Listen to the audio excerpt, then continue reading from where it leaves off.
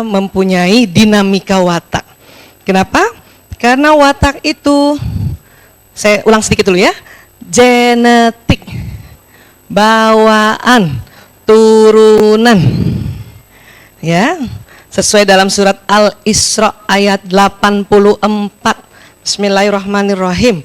Katakanlah wahai Muhammad, bahwa setiap orang itu sesuai pembawaannya masing-masing. Kalau disebut sesuai pembawaan, berarti itu sudah karunia Allah, ya. Bu, bayangkan Bu, di dalam kromosom itu, ya, isinya nih, ya Allah, ini namanya kromatid, ini benang-benang, titik-titik nih Bu, titik-titik itu gen. Aslinya kalau di bawah mikroskop warnanya biru. Jadi kita semua itu berdarah biru sebetulnya. Iya, sebenarnya bukan darah yang biru ya, darah tetap merah, bergen biru. Ya, iya. Nah itu isinya tentang pesan fisik. Kalau kromosomnya dari ayah kita, berarti isinya ini tentang pesan fisik ayah kita dan 7 leluhurnya ke atas. Kalau kromosomnya dari ibu, isinya tentang pesan fisik ibu kita dengan 7 ke atas. Bukan hanya fisik, bentuk fisik mulai dari ujung rambut sampai ujung kaki, warna rambut kah, warna kulit kah, ya, tulangnya, sudut mata, ya, dan juga watak serta temperamen. Ya Bu? Iya. Sudah bisa deteksi anak-anak ya? Ya, anak keberapa yang wataknya kayak ibu? Iya. Apakah ibu pada saat punya anak yang wataknya sama justru sering bertengkar sama dia? Enggak, sering berantemnya sama dia. Hebat kalau tidak. Karena masing-masing tahu, oh, kekuatan kelemahan saya.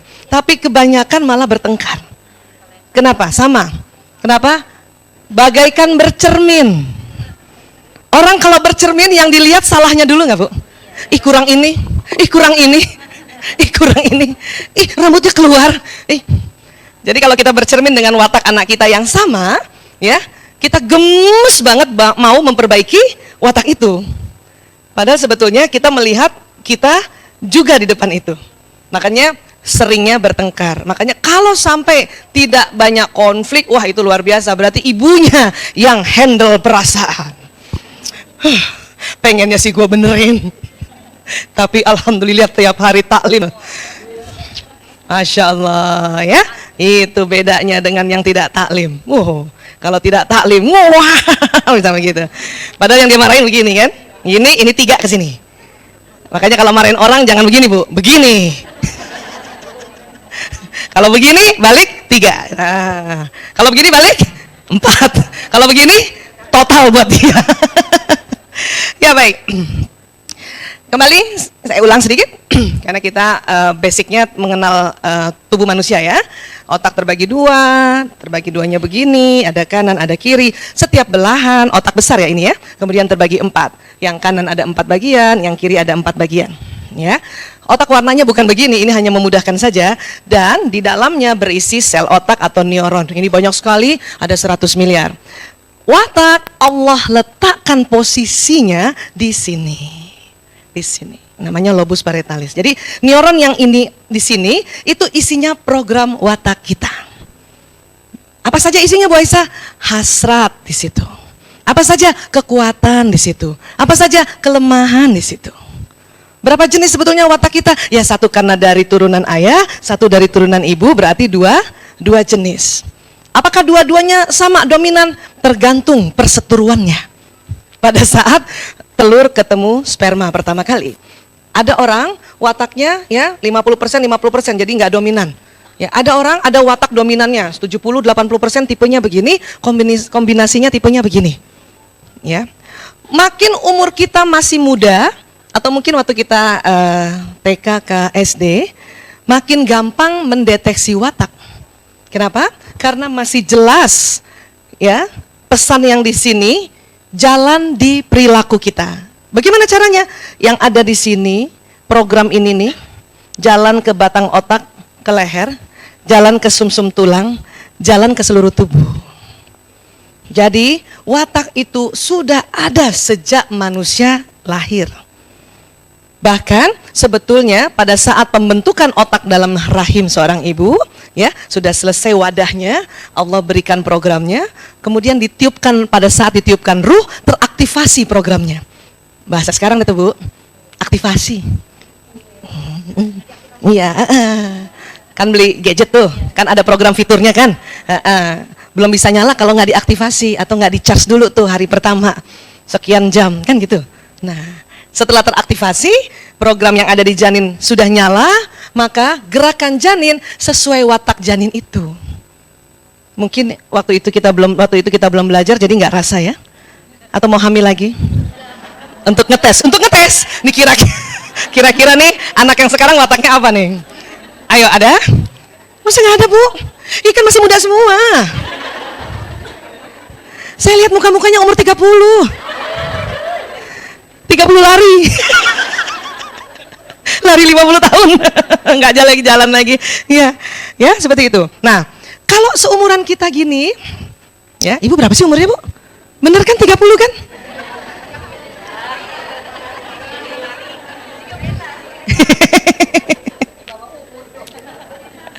Alhamdulillah. Ada yang 40 ke atas ya? Oh, Masya Allah. Rupanya kalau kita taklim tambah muda ya? Iya. Alhamdulillah. Nah, semakin jalan umur, kan banyak belajar tuh, ya? Banyak belajar. Belajar di mana? Belajar waktu di taklim, belajar waktu di rumah karena perilaku suami kita, belajar waktu orang tua kita bina kita. Nah, pembelajaran itu semua masuknya di otak yang ini. Di depan, pegang dulu Bu. Alhamdulillah. Masih ada otaknya Bu. Nggak cair ke sini Bu. Ini. Jadi ya di frontalis, Masya Allah, hafal. Sini. Sehingga nanti Ibu merasa nih di umur-umur sekarang ya, aku kok rasanya semua watak ada di aku. Sebetulnya ada 2 watak bawaan dan 2 lagi watak pembelajaran. Tapi yang namanya bawaan tetap kuat yang di sini. Saya paham ya Bu? Iya, sepakat dulu itu. Jadi banyak sekali orang tanya sama saya, Bu Aisyah, watak itu apa bisa berubah? Programnya nggak bisa berubah, karena sudah ada di sini. Tetapi bisa diukir, bisa dibentuk, bisa dipoles. Dengan apa? Dengan pelajaran-pelajaran, dengan ajaran-ajaran, dengan ya macam-macam pesan, peraturan-peraturan yang nanti masuk di sini. Sehingga apa? Sehingga kita ya tidak perlu sering-sering menyalakan program kelemahan. Nggak usah Bu, nggak usah nyalain Bu. Memang ada.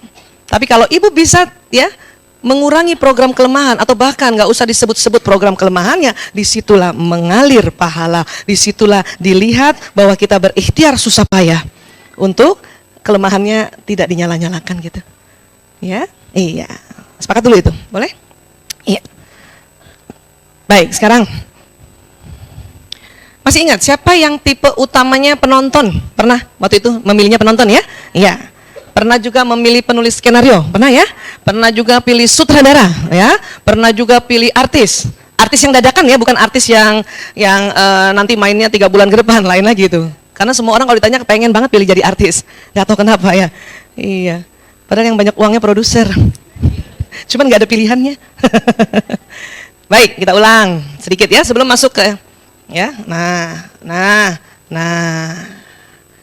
yang dihafalin karena saking banyaknya program di sini, yang dihafalkan itu pertama-tama adalah program hasrat. Nah ini, pegang itu. Pegangannya itu. Karena program hasrat di neuron di lobus parietalis itu dia besar dan banyak neuronnya.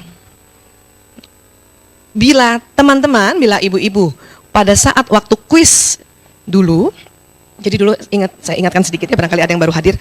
Waktu itu kan kita bikin, seandainya Ibu Vera suruh kita bikin teater atau drama, Ibu mau pilih apa? Pilih 1 di antara 4, pilih sutradara kah? Penonton, penulis skenario atau artis? Masih ingat dulu? Ibu pilih 1 kan? Nah, dan diminta memilihnya secara spontan. Nggak usah tanya teman-teman, aku cocoknya apa ya? Nggak usah gitu. Langsung aja pilih, tara gitu. Kenapa? Karena kita tuntunannya di sini kan. Ini nanti yang bilang pilih ini gitu. Nah, itulah biasanya kemungkinan besar pilihan pertama itulah adalah watak yang utamanya. Setelah udah pilih 4 ya, pilih 1 di antara 4 kan sisa 3 pilihannya, suruh pilih lagi kan? Nah, itu watak kombinasinya. Hanya karena kuis ini kuis cepat, maka akuratnya sekitar 80%. Ya, makanya mungkin pada saat itu memilihnya ada yang keliru, ada yang memilihnya terbalik gitu. Tidak apa-apa juga, ya. Yang pasti bukan salah wataknya itu, bukan. Cuman salah memilih saja, ya. Nah, saya bahas sedikit lagi. Yang memilih penonton berarti di sini ada program hasrat damai. Yang memilih penulis skenario di sini ada program hasrat sempurna. Yang memilih sutradara di sini ada program hasrat mengatur. Yang memilih artis di sini ada program hasrat gembira. Tadi kita sudah sepakat bersama, watak dasar yang di lobus parietalis ada 2 jenis. Pilihannya biasanya ada kombinasi watak yang disebut lazim. Yang bagaimana? Yang kalau di bawah sama yang di bawah. Ya, watak hasrat damai dan sempurna. Ini lazim. Mungkin ada yang dominan ini kombinasinya ini atau dominan ini kombinasinya ini, itu lazim. Ya. Di atas juga ada yang dominan ini yang hasrat gembira karena pilih artis dan pilihan keduanya sutradara. Ini kombinasinya, ini juga lazim. Atau mungkin ada juga yang pilihan pertamanya sutradara, pilihan keduanya artis, ini juga lazim ke sini. Ada juga yang pilihan pertamanya artis tapi pilihan keduanya penonton, ini ke bawah juga begini lazim. Atau kebalikannya, saya pertama pilih penonton, habis itu mau juga jadi artis, atas ini dari bawah ke atas, itu juga lazim. Ya, saya pilih sutradara pertama, kedua penulis skenario, ini juga lazim. Ya, atau kebalikannya, ini juga lazim. Ya Bu, Bu Aisyah yang nggak lazim apa? Kalau pilihan pertamanya sutradara, pilihan keduanya penonton. Ini nggak lazim. Bisa jadi salah satunya watak pembelajaran. Bisa jadi aslinya ini hasrat mengatur dari kecil, ngatur. Saking rajinnya kerumil, kan disuruh damai. Mulai ada damainya sini. Berarti yang satu ini belajar. Atau aslinya tuh tipe ini sebetulnya cuman anak pertama dari 10 bersaudara. Ya. Terus watak suaminya juga mempengaruhi. Rasa-rasanya kok yang kedua mau pilihnya ini. Berarti yang satu ini pembelajaran. Ya. Atau ada yang pertama pilih ini, hasrat sempurna. Tapi pilihan keduanya ini. Itu nggak lazim. Bisa jadi ini yang pembelajaran. Kenapa? Biasanya kalau kita punya watak yang ini pemikir, 80-88% ya kemungkinannya pasangan hidupnya watak ini. Ibu yang diem, suami yang banyak ngomong. Atau kebalikannya, ibu yang ini, suami yang ini. Boleh juga. Tapi ingat, perempuan memang kosakatanya lebih banyak dari laki-laki, apapun wataknya. Ya, dia perbedaannya range-nya 16.000 sampai 24.000. Iya, wanita yang tipe ini memang dibanding tipe ini lebih banyak bicara tipe ini, bicara keluar. Ini juga bicara sebetulnya, bicara di mana? Bicara di sini. Dihitung-hitung juga sama sebetulnya 20.000 kata. Hanya tipe yang di bawah ini, itulah disebut introvert. Apa? Dialognya gaya ke dalam. Menganalisa, berpikir lebih dalam. Jadi buat ibu-ibu yang kayaknya pendiam sebetulnya ngomong juga. Ngomong di sini. Nah tipe ini, itu langsung keluar. Ada ide, omongin. Ada masalah, ngomongin. Jadi nampaknya dia banyak ngomong. Padahal waktu ngomong itulah sedang berpikir. Coba bayangkan. Jadi yang tipe ini, supaya dia berpikir, dia ngomong dulu. Waktu dia dengar suaranya baru dia pikirin. Oh, itu tipe ini. Kalau atas bawah atau bawah atas, berarti kadang ekstrovert, kadang introvert. Orang bilang mut-mutan. Tergantung dia mau ngomong apa enggak saat itu. Ya kan gitu. Ya, nah, jadi sekarang kita coba deteksi pasangan masing-masing, boleh? Gak usah kasih tahu saya, nggak apa-apa. Tapi kalau lihat wajah ibu saya langsung tahu. Ya, nah sekarang, Bu, adakah tipe ibu yang penonton dominan kemudian kombinasinya ini? Atau penonton dominan kombinasinya ini? Pertanyaannya, apakah suami ibu, karena ibu wataknya ini, suami ibu ada wataknya ini? Ada rasa gitu nggak? Ibu begitu? Sekarang suaminya ada watak ini. Kombinasinya kemana? Ke sini kah atau ke sini? Ke bawah sini. Ada yang begitu? Ya? Dari sini aja deh. Nih. Ibu ini nih. Ya. Siapa yang ibu dari sini ke sini, suaminya ini ke sini? Ada? Kalau ada nggak apa-apa, bukan salah suami, enggak. Nggak apa-apa. Ya, nggak apa-apa. Kenapa? Karena soulmate-nya yang di sini, Bu. Soulmate-nya di sini. Dia bersilang. Soulmate apa sih? Belahan jiwa. Yang namanya belahan itu garisnya nggak sama. Ya, nah ini. Terus ini sama gimana, Bu Aisyah? Berarti ibu punya watak separoh yang sama dengan pasangan hidup ibu. Itu berarti dia asiknya apa asiknya? Ada persamaan. Nggak apa-apa. Adakah yang begini, watak ibu begini nih, ini ke sini atau ini ke sini, suaminya atas banget? Ada? Ada. Nggak apa-apa juga. Itu namanya double soulmate. Ini ya, soulmate-nya ke sini, watak yang ini soulmate-nya ke sini. Ya, Bu? Iya. Apa kekuatannya double soulmate? Ya, iya namanya juga belahan jiwanya double. Cuman kelemahannya nggak ada satupun watak yang sama, jadi benar-benar harus belajar banget untuk beradaptasi. Oke? Untuk beradaptasi. Kalau ketemu kayaknya berantem terus. Lebih 3 hari nggak ketemu, ya Allah kangen banget. Itulah double soulmate. Oke? Ya itu dulu. Ya. Ya, sekarang Bu Aisyah, saya yang atas bawah. Yang mana dulu atas bawahnya? Saya ini sama ini. Ya. Kira-kira suami saya yang mana ya? Deteksi sendiri ya, Bu. Adakah ibu yang ini dan ini atau ini dengan ini, pasangannya ini dua-duanya? Kalau ada, itu yang tadi kategori double soulmate. Ya? Iya. Bukan Ustadz soulmate, double soulmate. Maaf ya Tat ya. Bu Aisyah, saya ini ke sini, ya. Tapi suami saya ini ke sini. Nggak apa-apa. Berarti yang soulmate-nya di satu sisi sama. Nggak apa-apa. Berarti nggak susah-susah banget beradaptasi, ya. Bu Aisyah, saya yang ini dan ini. Suami saya ini dan ini. Udah itu double soulmate juga. Ya. Ekstra namanya tuh. Sudah bisa deteksi dulu sebelum kita bahas berikutnya. Ya. Bu Aisyah, aku kok rasanya ini dan suamiku ini dan ini. Wow.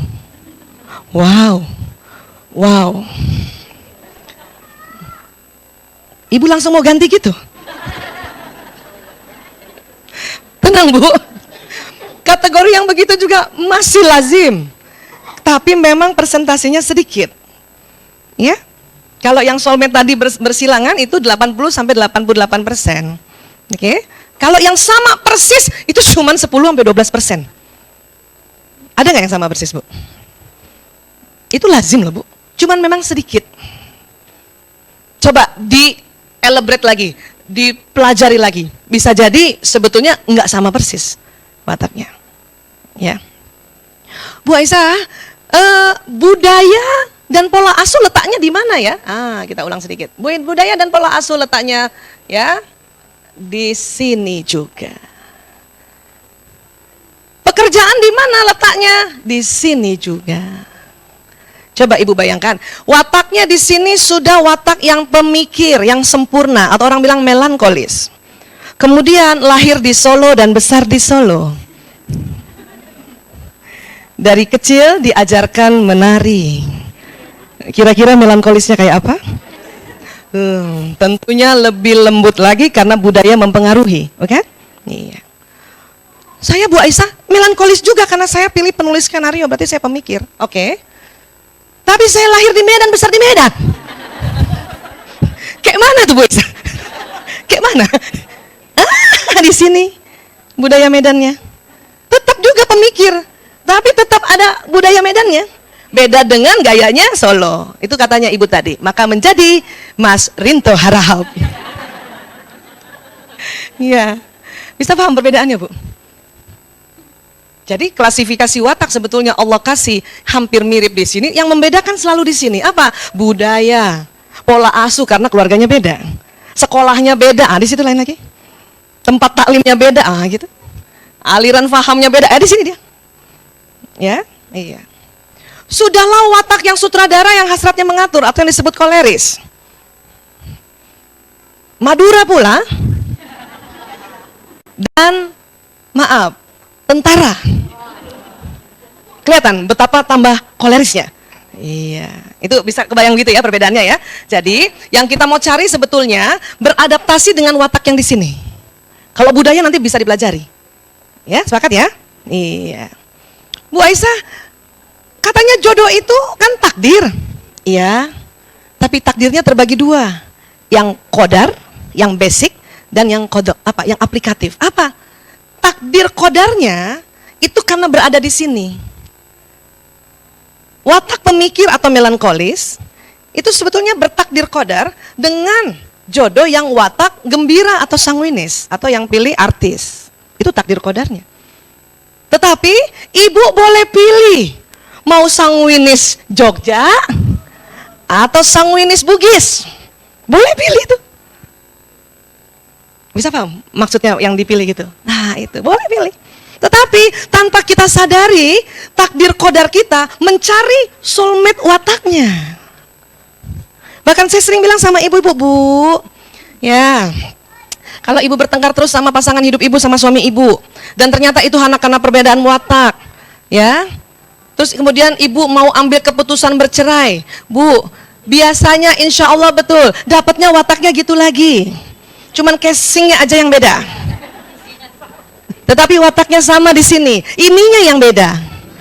Mungkin ibu orang melankolis, perkawinan pertama dengan sanguinis Jogja, ya. Terus tidak klop rasanya karena nggak belajar.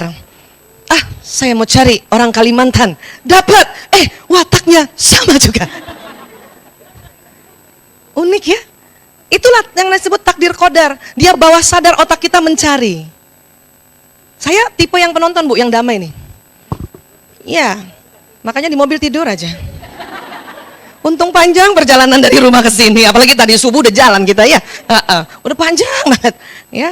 Temen di depan masih ngomong, Bu Isa, ya Allah, sudah di tempat kedamaian.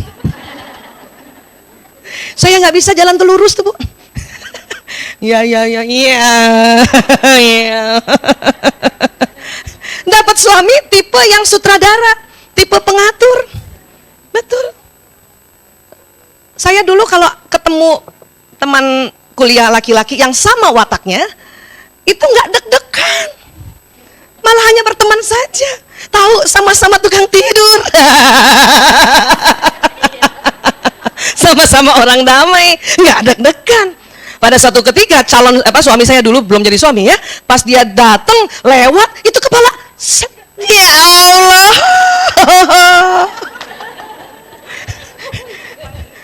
Dari otak turun ke jantung. Karena watak ada di otak. Iya, ini di otak. Tareng, dungtak. Walaupun saat itu kesel. Sombong banget. Kadang tipe sutradara kan gitu gayanya kan? Pengatur kan? Pasti dia jalannya. Mana tadi yang pilih sutradara? Sudahlah sutradara laki-laki yang sudut matanya beda dengan perempuan. Sudut mata perempuan lapang. Walaupun saya lihat ke depan, saya masih bisa lihat ibu-ibu di sini dan di sini. Itu perempuan, laki nggak bisa. Bayangin tuh. Makanya sering tersinggung. Kita di samping di sini dia nggak lihat. Lewat aja. Dan ketersinggungannya berkelanjutan sampai sekarang. Mas, jemput aku ya. Di mana? Di mall misalnya gitu ya. Iya. Kita udah lihat kan di sini. Dia lihatnya ke sana begini.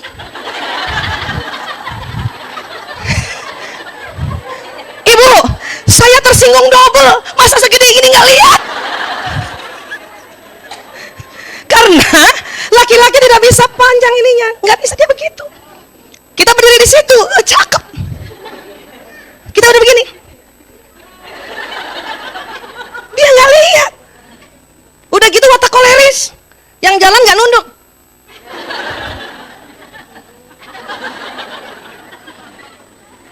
Bayangin, Bu. Tapi uniknya laki-laki kalau kita jauh wah itu istri saya tuh, udah dia lihat. Ya betul loh Bu. Makanya tolong nih, saya ulangi lagi tentang mata laki-laki ya. Nggak boleh marah kalau suami kita jalan lurus, kita di sampingnya, dia nggak lihat. Emang betul-betul nggak lihat. Kalau kita, mata ke situ kita lihat. Makanya waktu muda, dilihatin orang, ih pura-pura nggak lihat. Yeah. Padahal kita lihat. Pernah gitu? Kamu ada yang liatin, biarin gue juga tahu. Yeah. Tapi laki nggak begitu. Dia jalan sama temennya laki-laki, lo ada yang liatin, mana? Ya. Balik. Makanya saya suka males tuh kode-kodean sama suami. Pergi ke acara, kita kan begini nih, suami di situ hadap saya di situ. Mas, yang di samping itu yang punya acara, yang mana? Ya. Jangan nengok.